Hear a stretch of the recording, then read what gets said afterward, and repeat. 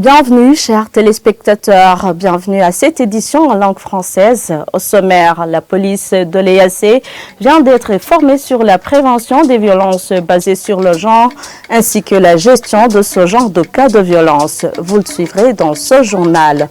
Un ouf de soulagement pour les habitants du quartier Mutanga Sud, c'est en zone Rohero, qui se disent satisfaits de la construction du mur de soutènement pour protéger le ravin de la rivière Nahangwa qui menaçait leurs habitations. Tout de suite, les détails.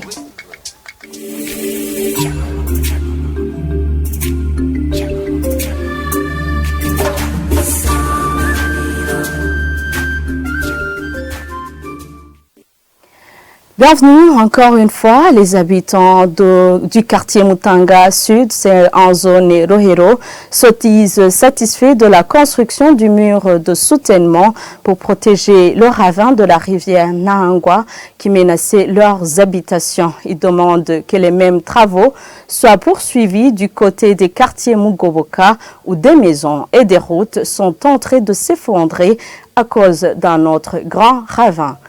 Oban Nyonghuru. Là, il y avait des maisons d'habitation, mais aussi des kiosques où s'exerçaient plusieurs activités commerciales. Aujourd'hui, et ces maisons d'habitation et ces kiosques, tous se sont effondrés à cause de ce ravin. La route qui reliait les cellules de Mugoboka 1 et 2 s'est aussi coupée. Ce natif de la localité dit que le ravin ne cesse de s'agrandir, même pendant la saison sèche. Ce ravin s'est creusé petit à petit. Certaines informations disent que le sol est argileux. Pendant la saison sèche, les sols argileux se découpent. L'autre raison est que peut-être avec la population urbaine qui ne cesse d'augmenter, les gens ont occupé cette localité avant qu'elle soit viabilisée et sans canalisation. À part des maisons d'habitation, il y a aussi des tuyaux d'alimentation en eau qui se sont cassés. Il déplore aussi l'absence de canalisation d'eau. Tout le quartier ne dispose pas de canalisation. Il n'y a pas même les routes. Si quelqu'un d'ici tombe malade, il n'y a aucune voie pour l'ambulance. Il en est de même s'il survenait un incendie, il n'y a aucune voie pour les camions anti-incendie. Du côté du quartier Mutanga Sud, c'est plutôt la satisfaction. Cela après la protection du ravin de la rivière Nahangwa qui menaçait déjà plusieurs maisons. Hier fermée à cause des fissures, aujourd'hui l'avenue Sanzu reliant les quartiers Mutanga Sud et Mugoboka est passable. Plusieurs maisons étaient sous menace d'écoulement. Il y a de petites fissures qui avaient apparu, mais elles ont vite été réhabilitées. Il n'y a aucun souci pour le moment. Nous remercions le gouvernement pour avoir organisé ces travaux. Mais il y a encore des ravins au niveau des quartiers Mugoboka 1 et Mugoboka 2. Au sud de Bujumbura, plus précisément au pont Muha, sur la route nationale numéro 3, dite Bujumbura-Rumongue, là aussi il y a un ravin qui s'agrandit petit à petit des deux côtés. Les personnes exerçant les activités tout près de ce ravin disent espérer que les travaux de protection de ce ravin vont bientôt commencer, vu que les camions BN ont commencé à déposer des gravillons qui serviront dans ces travaux. Prévention des violences basées sur le genre ainsi que la gestion des cas de ces violences sont les acquis que vient d'avoir plutôt la police de l'EAC durant 10 jours de formation.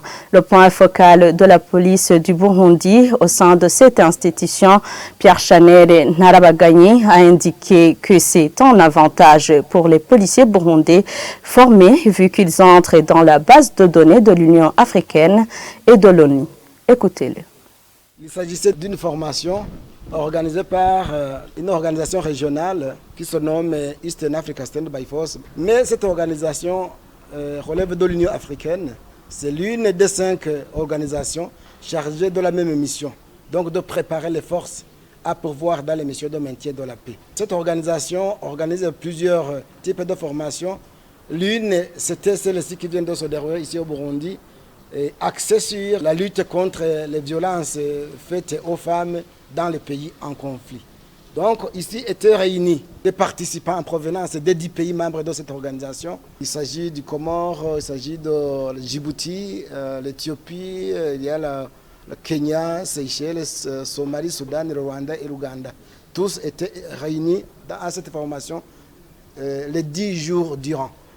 Donc ils étaient en train d'apprendre d'être équipés des capacités utiles une fois déployés dans les missions de maintien de la paix et savoir comment venir en aide aux personnes victimes. Mais aussi, on ne devrait pas attendre qu'il y ait des victimes, mais aussi savoir comment prévenir. Et ces éléments-là sont d'abord préparés. Donc ils sont formés dans plusieurs domaines. Ça, c'est l'un des domaines. Donc le domaine de lutte contre les violences. C'est-à-dire, s'ils sont formés, ils sauront comment prévenir. À défaut de la prévention, ils sauront comment agir face aux victimes, mais aussi qu'est-ce qu'on peut faire de ceux qui ont commis de ces actes ignobles. Mais il est question aussi de savoir la loi à appliquer. Donc il y a la loi internationale qui survient en cette matière-là. Donc, comment protéger les femmes, donc prévenir, mais comment aussi savoir comment agir quand l'acte est déjà consommé. Cette organisation existe depuis 2004, mais la composante police a été intégrée à partir de 2008. Et tous ceux qui ont été déployés, que ce soit au Darfour, au Soudan, que ce soit en Côte d'Ivoire, que ce soit en Haïti, et j'en passe, tous ont reçu des formations de la part de cette organisation. Donc ça, c'est un avantage indiscutable. Donc, une fois préparés, ces éléments peuvent être utilisés par l'Union africaine, mais aussi les Nations unies.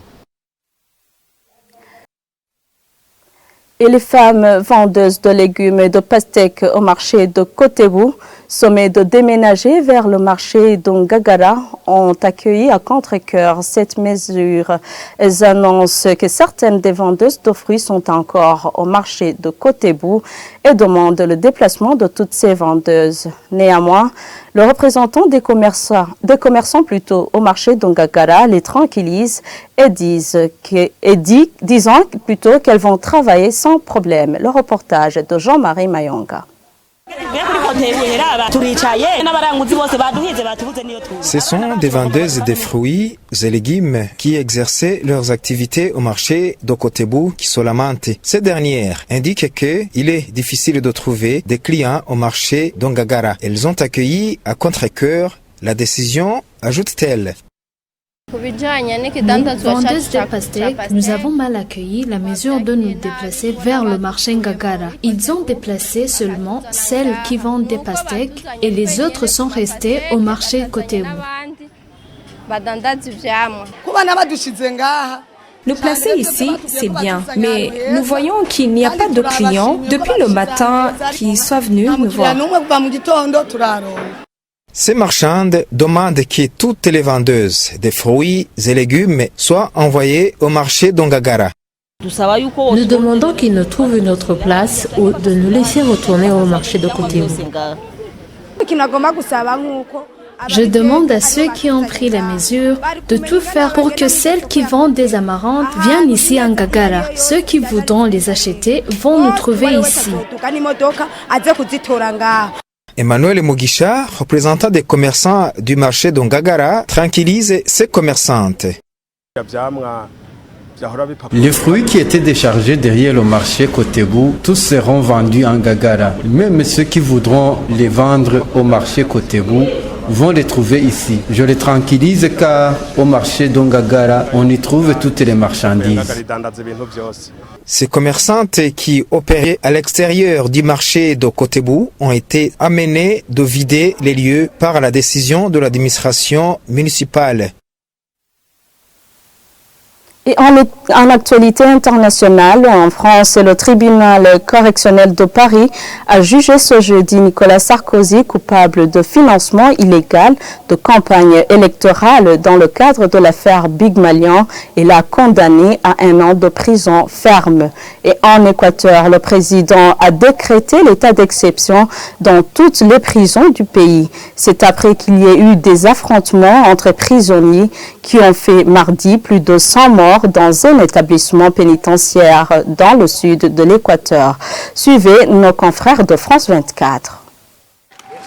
Il n'a pas souhaité assister à l'énoncé du jugement par le tribunal correctionnel de Paris. Nicolas Sarkozy est reconnu coupable de financement illégal de campagne dans l'affaire Big Malion, procès qu'il a snobé, le qualifiant de farce.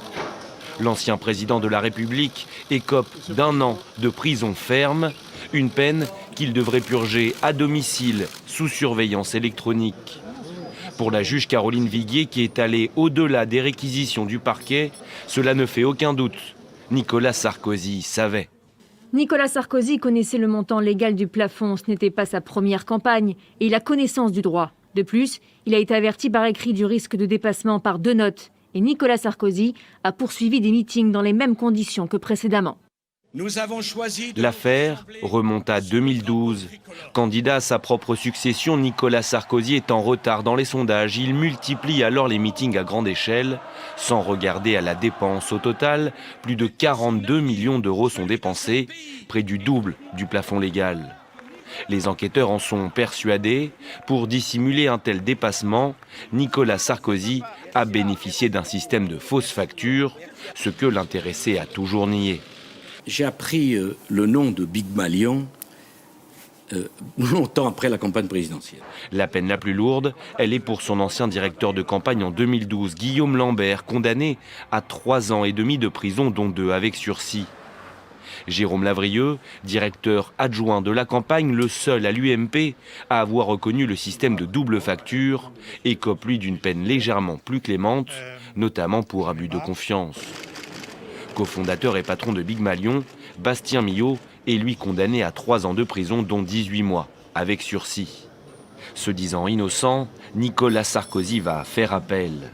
Le président Sarkozy, avec lequel je me suis entretenu au téléphone à l'instant, m'a demandé d'aller faire appel, ce que je ferai immédiatement en sortant d'ici. Cette condamnation est la 2e de l'année pour Nicolas Sarkozy, après sa peine de prison ferme prononcée dans l'affaire dite des écoutes. Devant la prison de Guayaquil, ces femmes se rassemblent en quête de nouvelles de leurs proches. Et le balai des voitures de police et d'ambulance qui pénètrent dans la maison d'arrêt n'est pas fait pour les rassurer. Mercredi, 2 gangs rivaux liés au cartel mexicain se sont livrés à 2 sanglants affrontements.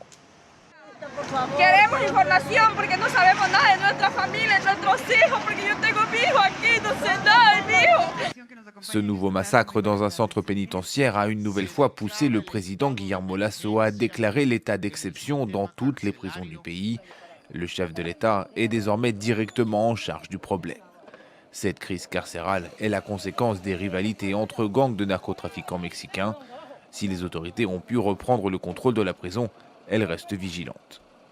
La Policía Nacional, con elementos también de las unidades tácticas de la policía, las fuerzas especiales, se logró, junto con más de 400 efectivos, retomar el control y la seguridad total e integral de este sistema penitenciario, específicamente la penitenciaría del litoral. Les violences intercarcérales en Équateur sont permanentes depuis plus de 10 ans. Selon les chiffres officiels, depuis le début de l'année, plus de 223 détenus se sont entretués en prison. Il y a quelques semaines de cela, le pénitencier de Guayas avait déjà été la cible d'une attaque de drone chargée d'explosifs. Et c'est par ici que prend fin ce journal. Merci à tous de l'avoir suivi. Restez fidèles à la télévision Isanganiro.